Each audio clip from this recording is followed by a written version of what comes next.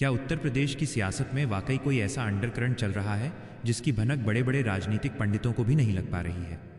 Social media के हर platform पर इस वक्त एक ही चर्चा सबसे तेज है, मायावती और चंद्रशेखर आजाद का वो गुप्त मास्टर प्लान जिसने बीजेपी और समाजवादी पार्टी के थिंक टैंक की नींद उड़ा दी है।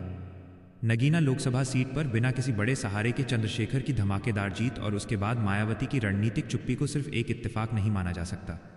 अंदर खाने ये खबर आग की तरह फैल रही है कि 2027 के विधानसभा चुनाव से पहले यूपी की दलित और बहुजन राजनीति में एक अभूतपूर्व फेरबदल होने जा रहा है, जो दशकों पुरानी दुश्मनी और तल्खी को हमेशा के लिए खत्म कर सकता है।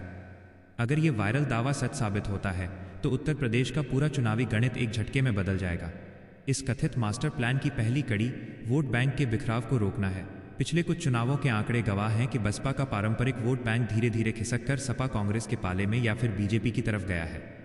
वहीं युवा और आक्रामक दलित वोटर्स चंद्रशेखर आजाद के आजाद समाज पार्टी की तरफ आकर्षित हुए हैं। राजनीतिक विश्लेषकों का मानना है कि दोनों नेताओं को यह बखूबी एहसास हो चुका है कि अगर वे अलग अलग लड़े तो एक दूसरे का वोट काटकर सिर्फ विपक्षियों का फायदा कराएंगे।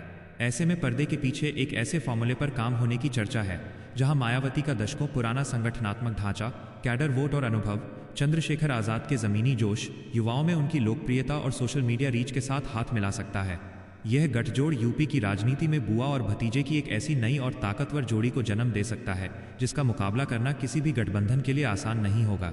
हालांकि इस मास्टर प्लान के रास्ते में सबसे बड़ा रोड़ा नेतृत्व और वर्चस्व की लड़ाई है।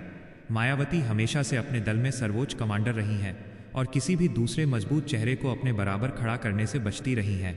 इसके अलावा उन्होंने अपने भतीजे आकाश आनंद को पहले ही अपना उत्तराधिकारी घोषित कर दिया है। ऐसे में सवाल उठता है कि क्या चंद्रशेखर आजाद बसपा के छत्र तले काम करने को तैयार होंगे या फिर मायावती उन्हें गठबंधन में एक स्वतंत्र और मजबूत साथी के रूप में स्वीकार करेंगी।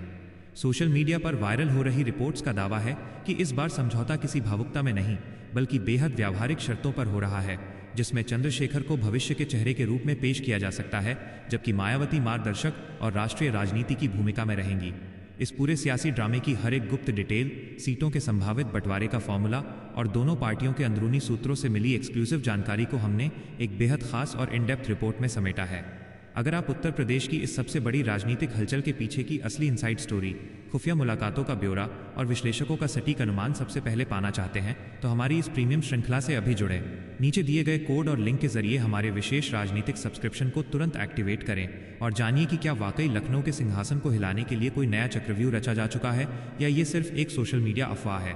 Premium subscription activate